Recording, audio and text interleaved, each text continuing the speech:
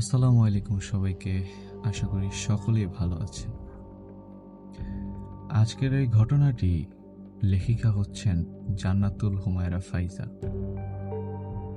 মানুষ কর্তৃক জিন হত্যার ভয়াবহতা ও জিন কর্তৃক মানুষের ওপর ভয়াবহ প্রতিশোধের বাস্তব ঘটনা শোনাবো আজকে আপনাদের। আসসালামু আলাইকুম ওয়া রাহমাতুল্লাহি ওয়া বারাকাতুহু। আজ আপনাদের সাথে শেয়ার করব একটি মালয়েশিয়ান পরিবারের ওপর জিন্নাতের প্রতিশোধের ঘটনা। ঘটনাটি ঘটে ২০১৫ সালে ডিসেম্বর মাসের শেষের দিকে মালয়েশিয়ার কুয়ালালামপুরের জনবহুল এলাকা বুকিত বিংতানে। তাহলে চলুন আর কথা না বাড়িয়ে সরাসরি বর্ণনায় চলে যাই। কুয়ালালামপুরের একটি হোটেল যার নাম হোটেল পার্ক রয়্যাল। আমি বিভিন্ন প্রয়োজনে ওই হোটেলে অবস্থান করতাম কয়েক মাস অন্তর অন্তর, একাধারে ১৫, ২০ বা ৩০ দিনের জন্য। সেই সুবাদে হোটেলের ম্যানেজার সহ সকলের সাথে একটা ভালো সম্পর্ক গড়ে ওঠে। ওনাদের রেগুলার কাস্টমার হিসাবে হোটেল ম্যানেজার যথেষ্ট সম্মান ও শ্রদ্ধা করতেন আমাকে।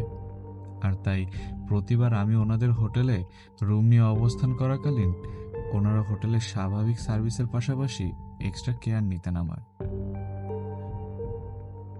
আর সেই সময়গুলোতে ওনারা সকালে নাস্তার পর কিংবা বিকেলের অবসরে একাকী হোটেল লবিতে বসে থাকতে দেখতে পেতেন আমাকে। আর আমি অন্যদের মতো লবিতে বসে আড্ডা দিতাম না, কারোর সাথে কোনো কথা বলতাম না। একের পর এক ডার্ক কফি অর্ডার করতাম আর বই পড়তাম।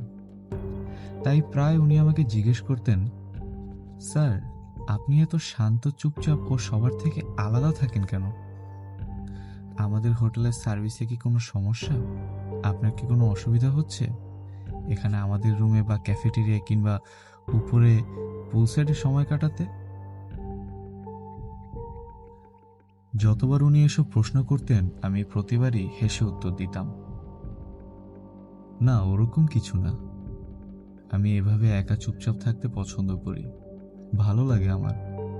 কথা কম বলা, কোলাহল মুক্ত থাকা আমার অভ্যাস।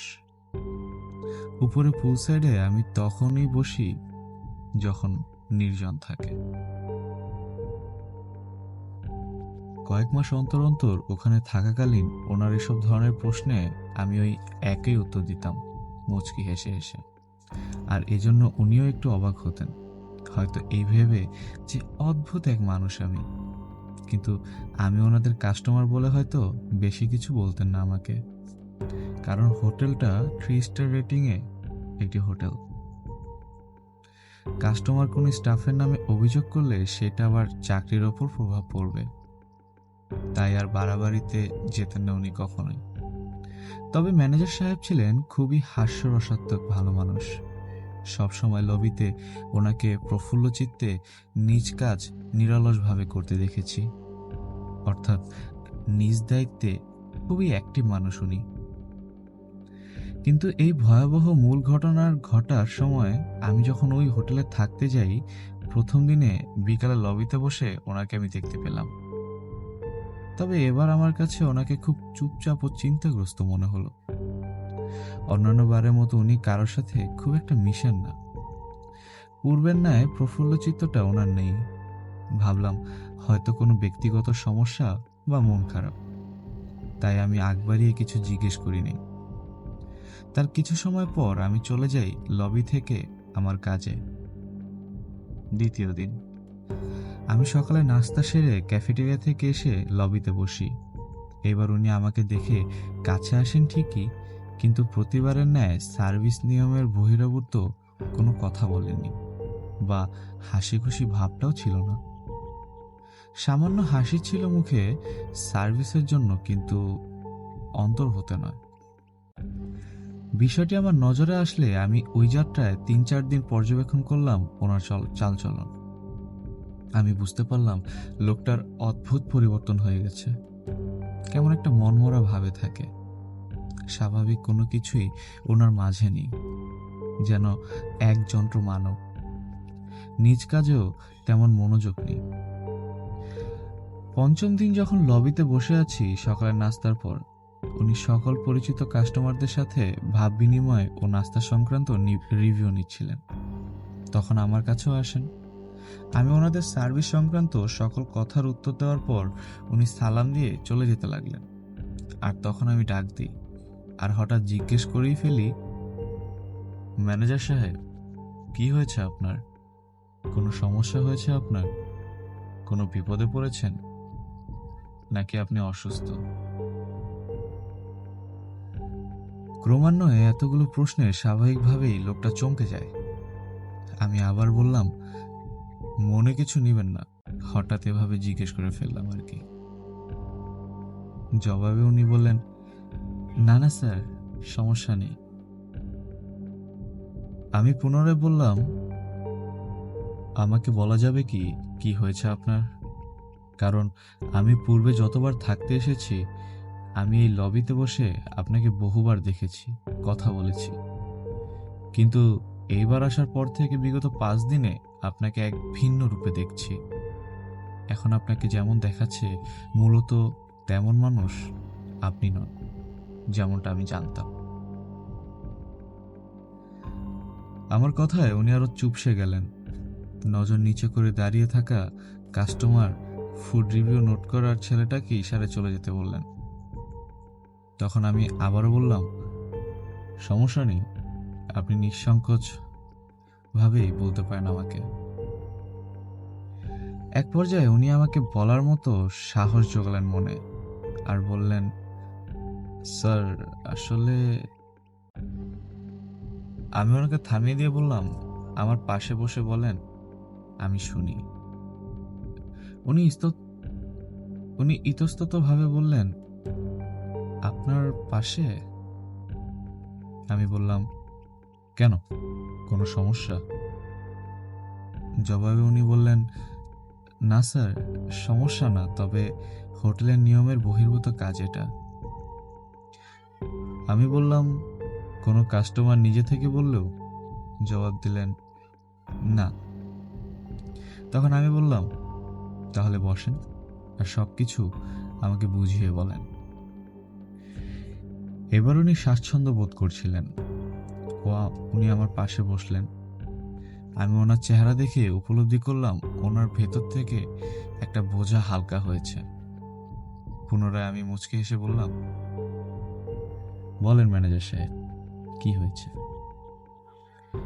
উনি বলতে শুরু করলেন,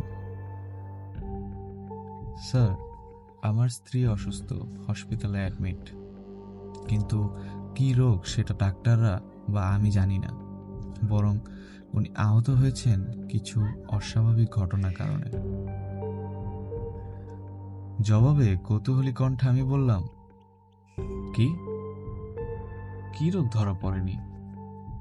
তাহলে হসপিটালে কিসের চিকিৎসা দিচ্ছে ওনাকে? আমার প্রশ্নে ওনার চোখের জল গড়িয়ে পড়তে শুরু করলো। সামনে থাকা টিস্যু বক্স থেকে একটা টিস্যু নিয়ে ওনাকে দিয়ে বললাম, আল্লাহকে ডাকেন, নিশ্চয়ই আল্লাহ রক্ষা করবেন, কান্না করবেন না। মনে করুন আমি আপনার ভাই, আমাকে বলেন। আমার কথা শেষ হতে না হতেই উনি বললেন, স্যার, বেশ কয়েক মাস আগে আমার বড় মেয়েটা অসুস্থ হয় হঠাৎ। আমিও আমার স্ত্রী ভাবলাম হয়তো সাধারণ কোনো অসুস্থতা, তাই ডাক্তারের কাছে শরণাপন্ন হই মেয়েকে নিয়ে। ডাক্তার মেয়েটাকে দেখে ওষুধ দেন, কিন্তু ওই রাত থেকেই আমার মেয়ে আরো অধিক অসুস্থ হয়ে পড়ে। আমি অবস্থা খারাপ দেখে তাকে হসপিটালে ভর্তি করে নিই। ওখানে মেয়েটি অস্বাভাবিক আচরণ করা শুরু করে। এক পর্যায়ে সে নিজেকে নিজে আঘাত করতে থাকে। এসব দেখে আমি আর ওর আম্মু সহ সবাই অবাক হয়ে যাই। ডাক্তার তাকে বেডের সাথে বেল্ট দিয়ে আটকিয়ে রাখে আর ঘুমের ইঞ্জেকশন দিয়ে ঘুম পাড়িয়ে দেয়। আর আমি তখন হোটেলে চলে আসি, আবার হোটেলের কিছু দরকারি কাজের জন্য। ওর আম্মু ওখানেই থেকে যায়, কিন্তু তারই কিছুক্ষণ পরে সে আবার জেগে ওঠে আর নিজেকে বেল্ট দিয়ে বাঁধা অবস্থায় পায়। এতে সে ওই বেল্ট ছিঁড়ে ফেলে আর পাগলের মতো আচরণ শুরু করে। তার এই অবস্থা দেখে তাকে আটকে রাখার জন্য তার আম্মু এগিয়ে যেতেই ওর পাশে থাকা স্যালাইনের স্ট্যান্ড খুলে আঘাত করে ওর আম্মুর মাথায়। তখন নার্সরা এগিয়ে আসে, কিন্তু কেউ তাকে সামলাতে পারেনি। তার শরীরে অসীম শক্তি। সবার সাথে ধস্তাধস্তির মধ্যে সে হসপিটাল থেকে পালিয়ে যায় দৌড়ে। তার পিছু নিয়েও সে কোনো দিকে গিয়েছে সেটা বোঝা যায়নি, দেখা যায়নি। হসপিটালের অভ্যন্তরীণ সিসিটিভি ফুটেজে দেখা গেল সে হসপিটাল গেট দিয়ে বাহিরে চলে যায়। দারোয়ান তাকে আটকাতে চাইলে সে কামড়ে ছুটে যায়, আর ধরা যায়নি তাকে। তখন আমার স্ত্রী আমার কাছে ফোন করে। আমি বিষয়টি জানতে পেরে তৎক্ষণাৎ ডিউটি থেকে হসপিটালে যাই। ওখানে চারপাশে আমি সহ সকল হসপিটাল স্টাফ আমার মেয়েকে খুঁজতে থাকি, কিন্তু আমরা তাকে পাইনি। বিষয়টি থানাতে জানাই, নিখোঁজ ডায়েরি করি। কিন্তু অবাক করা বিষয়, ওই রাতে যখন হতাশ হয়ে বাড়ি ফিরে আসি, তখন ঘরে ঢুকেই দেখি আমার মেয়ে ডাইনিং টেবিলে বসে খাবার খাচ্ছে। আমরা তাকে দেখা মাত্র দৌড় দিয়ে জড়িয়ে ধরে দুইজনেই কান্না করি, কত কি প্রশ্ন করি, কিন্তু তার এতে কোনো অনুভূতি ছিল না, জবাব দিচ্ছিল না কোনো কথার। সে রোবটের মতো বসে খাবার খাচ্ছিল। খাবার শেষ করে কোনো কথা বলা ছাড়াই আমাদেরকে ডাইনিংয়ে রেখে সে তার কক্ষে গিয়ে বিছানায় শুয়ে পড়ে। বিষয়টি স্বাভাবিক মনে হলেও ওর চলনভঙ্গি, আচরণে তাকে একটা রোবটের মতো লাগছিল। মনে হচ্ছিল সে রিমোট নিয়ন্ত্রিত কোনো কমান্ড ফলো করছে শুধু। তার এমন আচরণে আমরা স্বামী স্ত্রী অবাক হলেও কিছু করার ছিল না। ওই রাত কোনো মতে মেয়েকে পাহারা দিতে দিতে কাটে। সারা রাত দুজনে কাটিয়ে দিই ওর কক্ষের দরজার বসে। কাছে যায়নি, আবার পালিয়ে যায় যদি, সেই ভয়। সার্বক্ষণিক একটাই ভয়, হঠাৎ আবার পালিয়ে গেলে তো সর্বনাশ হয়ে যাবে। আমরা দুজন রাত জেগে পরামর্শ করি কি করা যায়। এক পর্যায়ে সিদ্ধান্ত নিলাম দুজনে আগে একজন আলেম বা কবিরাজের সাথে যোগাযোগ করব, কারণ বিষয়টা কেমন অদ্ভুত। তারপর মনোরোগ চিকিৎসকের কাছে নিব প্রয়োজন হলে। শেষ রাতে দুজনের ঘুম চলে আসে মনের অজান্তে। চোখ মেলে দেখি সকাল 9টা বাজে। মেয়েটা ঘুমাচ্ছে। ভয়ে ভয়ে দুজনে ডাকলাম, কিন্তু জেগে উঠল না। তারপর ওর মা রান্না করতে রান্নাঘরে যায়। আমি কয়েকজন থেকে খোঁজ নিয়ে একজন আলেম বা হুজুরের সন্ধান পেলাম। ফোনে ফোনে ঠিকানা এনে নিলাম তার সাথে যোগাযোগ করার জন্য। আমি সেই তথ্যর ঠিকানা মোতাবেক ওই লোকের বাড়িতে গেলাম। ওনার অপেক্ষা করছিলাম। উনি কোনো কাজে হয়তো ব্যস্ত ছিলেন। কিছুক্ষণ পর আসলেন ওনার বারান্দায়। আমি সালাম দিলাম। মাথা নেড়ে সালামের জবাব দিয়ে ইশারায় জানতে চাইলেন কি সমস্যা। আমি ওনাকে সবকিছুর বিস্তারিত বললাম। কথার মাঝে ম্যানেজার সাহেব আমাকে ওই ব্যক্তির সংক্ষিপ্ত পরিচয় দিলেন এভাবে, উনি একজন মুসলিম হুজুর ছিলেন, যে এলাকায় গিয়েছি ওই এলাকার মসজিদের ইমাম। তারপর মূল কথায় আসলেন আবার।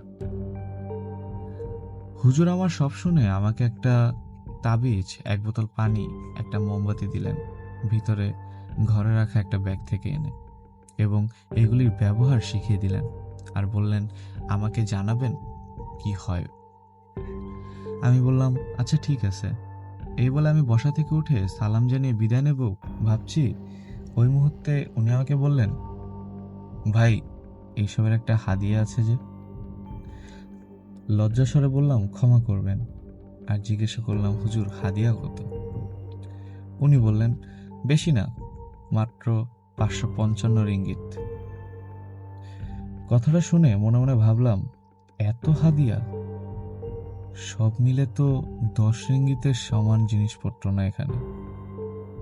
তাও কিছু না বলে রিঙ্গিত দিয়ে বিদায় নিলাম সালামি দিয়ে। সকলের সুবিধার্থে বলি, মালয়েশিয়ান 1 রিঙ্গিত বাংলাদেশি 21 টাকার মতো। তাহলে হিসাব করেন, একটা মোমবাতি, 500 মিলি পানি আর তাবিজের দাম কতই নিয়েছে। যাই হোক, ঘটনায় ফেরত আসি। সেগুলি নিয়ে আমি বাড়ি আসি ৩৫ মিনিট সময় লাগিয়ে। এসে দেখি মেয়ে তার মায়ের পেছনে রান্নাঘরের চেয়ারে বসে বিড়বিড় করে কি যেন বলছিল আর একা একা হাসছিল। তাকে দেখে উন্মাদ পাগলের মতো লাগছিল। তার এই অবস্থা দেখে আমি আমার স্ত্রীকে জিজ্ঞেস করলাম, কি হয়েছে? সেও কান্না করে বলল, মেয়েটা আমার কোনো কথাই শুনে না, উত্তর দেয় না। আমি খাবার দিলাম, সেটা খায়নি, নিজে নিজে খাবার নিল ফ্রিজ থেকে, সেটাই খেলো, আর নিজে নিজে এমন করছে। আমি অনেক চেষ্টা করেও কোনো কথা বলতে পারিনি। স্ত্রীর মুখে এসব কথা শুনে আমারও কান্না পাচ্ছিল, কিন্তু নিজেকে সামনে নিলাম। কথাগুলো বলতে বলতে ম্যানেজার সাহেব আবার কাঁদতে লাগলেন। আমি ওনাকে সান্ত্বনা দিয়ে পুনরায় জিজ্ঞেস করলাম, তারপর কি হয়েছে বলেন শুনি। উনি পুনরায় বলতে শুরু করলেন, আমি আমার সাথে করে আনা পানি আলেমের কথা মতো মেয়ের শরীরে ছিটিয়ে দিই রান্নাঘরে নিয়ে, আর বাকি অংশ পরে পান করানোর জন্য রেখে দিলাম রান্নাঘরের ছোট টেবিলের উপরে। তারপর তাবিজটা গলায় ঝুলিয়ে দিলাম, আর মোমবাতিটা বাড়ির মধ্যকক্ষে অর্থাৎ আমাদের লিভিং রুমে জ্বালিয়ে দিই। তখন দিনের 12টার মতো বাজে। ঠিক তখন আমার মেয়ে হঠাৎ চিৎকার করে অশ্লীল ভাষায় গালিগালাজ শুরু করে দিল, আর অদ্ভুত ভয়ঙ্কর কণ্ঠে বলছিল, এসব দিয়ে আমার কোনো কিছু করতে পারবি না, আমি আছি, থাকবো, যাব না কোথাও। এই বলে হাতের কাছে যা পেল তাই আমার দিকে ছুঁড়ে মারল। ওর আম্মু আবারও ভয়ে রান্নাঘরের ফ্রিজে পাশে চেপে দাঁড়ায় নিজেকে সেফ রাখতে, কারণ সে ছুরি কাঁটা চামচ এসব ছুঁড়ে দিচ্ছিল এলোপাথারি ভাবে। এসবের এক পর্যায়ে গলার তাবিজটা ছিঁড়ে মুখে দিয়ে গিলে নিল মেয়েটি, আর দৌড়ে এসে মোমবাতিটা নিভিয়ে ছুঁড়ে ফেলে দিল বাহিরে, এবং যে পানিটা ইমাম আমাকে দিয়েছে ওটা পুরোটা পান করে নিল, আর বড় বড় চোখ বাড়িয়ে বলতে লাগলো, আর কিছু আছে থাকলে নিয়ে আয়, তাও আমার কিচ্ছু হবে না, বলে ভয়ানকভাবে হাসতে থাকে আর নিজের কপালে আঘাত করতে থাকে দেয়ালের সাথে। এমত অবস্থায় আমি আর ওর আম্মু তাকে থামানোর চেষ্টা করি, কিন্তু ওর শরীরে শক্তি এত পরিমাণ বেশি ছিল যে 10-15 জন যুবকের শরীরে তা থাকে না। অথচ আমার মেয়ের বয়স তখন মাত্র 13 বছর, আর আমার স্ত্রী 7 মাসের অন্তঃসত্ত্বা। বহু চেষ্টার পর আমরা তাকে থামাতে অক্ষম হই, কিন্তু সে নিজেই থেমে যায় যখন তার কপাল গড়িয়ে রক্ত পড়তে থাকে। আমরা সাহস করে তাকে জড়িয়ে ধরি, সে প্রাণহীন দেহের মতো দাঁড়িয়ে থাকে। আমি কোলে করে তাকে বিছানায় শুয়ে দিয়ে তার কপালের ক্ষততে মলমপট্টি করে দিই। আর সেদিন বিষয়টি আরো স্পষ্ট হয়ে যায় যে আমার মেয়ে কোনো বদ জিন্নাত বা শয়তান দ্বারা আক্রান্ত। তাই আর কোনো ডাক্তারের কাছে যায়নি। স্ত্রীর পরামর্শ মোতাবেক পুনরায় ওই হুজুরের কাছে গেলাম। ওনাকে বাড়িতে পাওয়া যায়নি। ওনার অপেক্ষা করতে লাগলাম ওনার বাড়ির বারান্দায় বসে, কিন্তু আসছিল না। সে আসছিল না দেখে উনি যে মসজিদের ইমাম, ওই মসজিদে গেলাম, ওখানে ছিল না। চলে আসবো ফিরে ওই মুহূর্তে দেখি উনি মসজিদের অন্য পথ দিয়ে এগিয়ে আসতেছেন। ওনাকে দেখে মনটা শান্তি লাগলো। উনিও আমাকে দেখা মাত্র কৌতূহলী হয়ে জিজ্ঞেস করলেন, কি ব্যাপার, আবার আসলেন যে? জবাব দিলাম, হুজুর, বিপদ আরো বাড়ছে, তাই আসলাম আবার। উনি জানতে চাইলেন আর বললেন, আসেন মসজিদের বারান্দায় বসে শুনি। মসজিদের বারান্দায় বসে সবকিছু বিস্তারিত ওনাকে জানালাম। উনি চোখ বন্ধ করে হুম হুম করতে লাগলেন, কিছুটা ঝিমানো ভাব নিয়ে। সকল কথা শুনে আমার বলা শেষে উনি আমাকে বললেন, আমি আপনার বাসায় যাব, তবে এখন না, মাগরিবের পর। আপনি তখন এসে আমাকে নিয়ে যাবেন। আমি বললাম, ঠিক আছে, আমি তাহলে এখন আসি। এই বলে সালাম দিয়ে বিদায় নেব, তখন উনি বললেন, আমি ওখানে যেতে আমার কিছু হাদিয়া আছে, সেগুলো আমার লাগবে। জিজ্ঞেস করলাম, কত হুজুর? জবাব দিলেন, 1001 রিঙ্গিত। আমি মানিব্যাগ খুলে দেখি আমার কাছে আসে মাত্র 600 রিঙ্গিত। ওনাকে বিষয়টা বললাম, 1000 তো আমার কাছে নেই, এখন মাত্র 600 আসে। উনি বলল, 500 দিয়ে যান, বাকিটা আমাকে নিতে আসলে দিয়ে দিবেন। আমি বললাম, আচ্ছা। এই বলে ওনাকে 500 রিঙ্গিত দিলাম আর ওখান থেকে বাসায় আসলাম।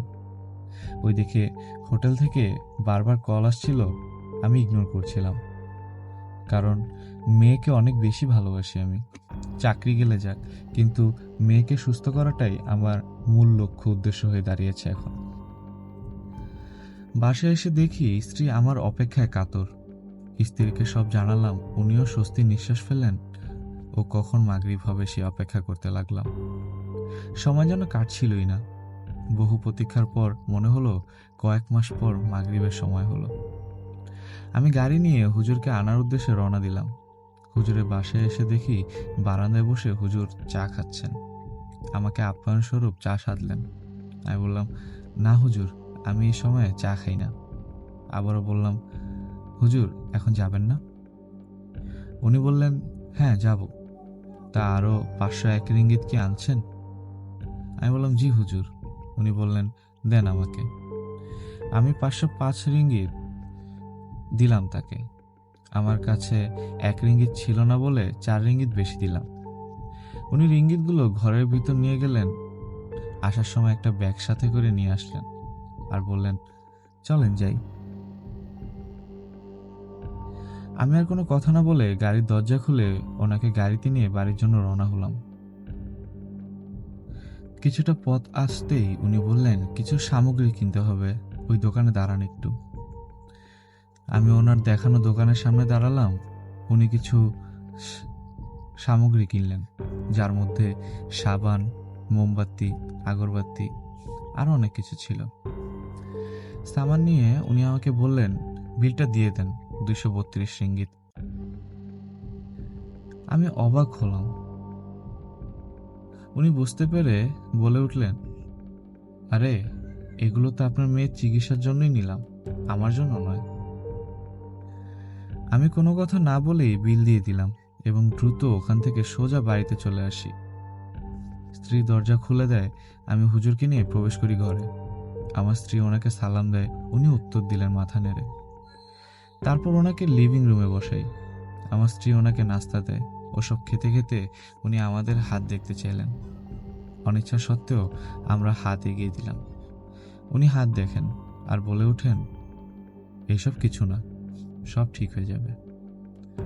তা আপনাদের মেয়েটি কোথায়? আমি বললাম, রুমে, নিয়ে আসবো?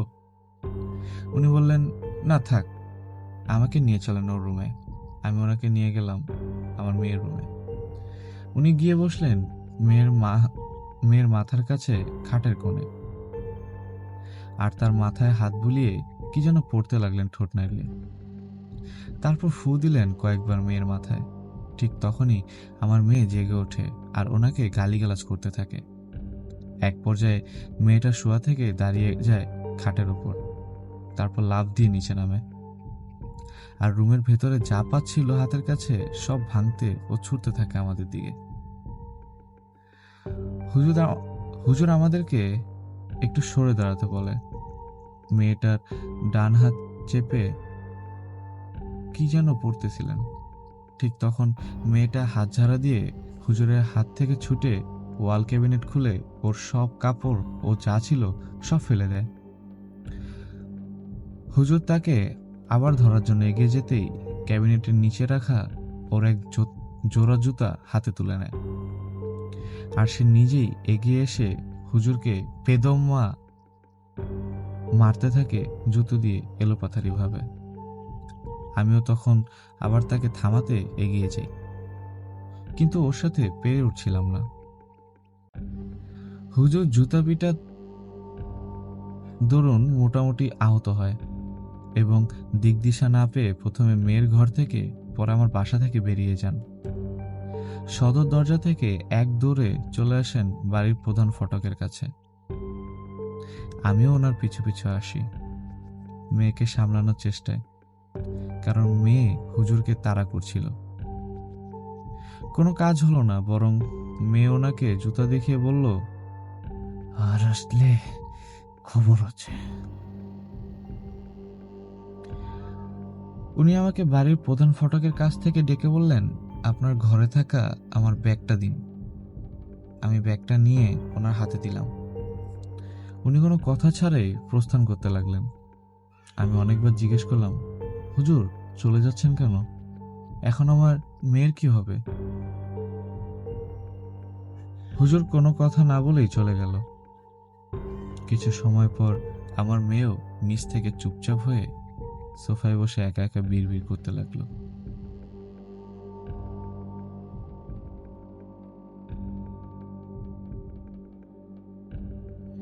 আজকের পর্বটি এরই মাঝে শেষ করে দেওয়া হলো। কি ঘটবে সেই মেয়েটার সাথে? সে মেয়েটার ওপর যে জিনটা ভর করেছে তাকে কি আদৌ হারানো সম্ভব? কেনই বা ম্যানেজারের মেয়েকে এই বদজিনটি আসর করেছে এবং তার ক্ষতি করার চেষ্টা করছে? কি ঘটবে তার সাথে? এই সবগুলি ঘটনার পিছনে আসল রহস্য কি? এইসব জানতে আমাদের সাথে থাকতে হবে আর পরবর্তী পর্বগুলিকে শুনতে হবে। ততদিন পর্যন্ত সবাই আমাদের সাথে থাকবেন, সুস্থ থাকবেন, সাবধানে থাকবেন। This is your host Cyrox signing out. Allah Hafiz.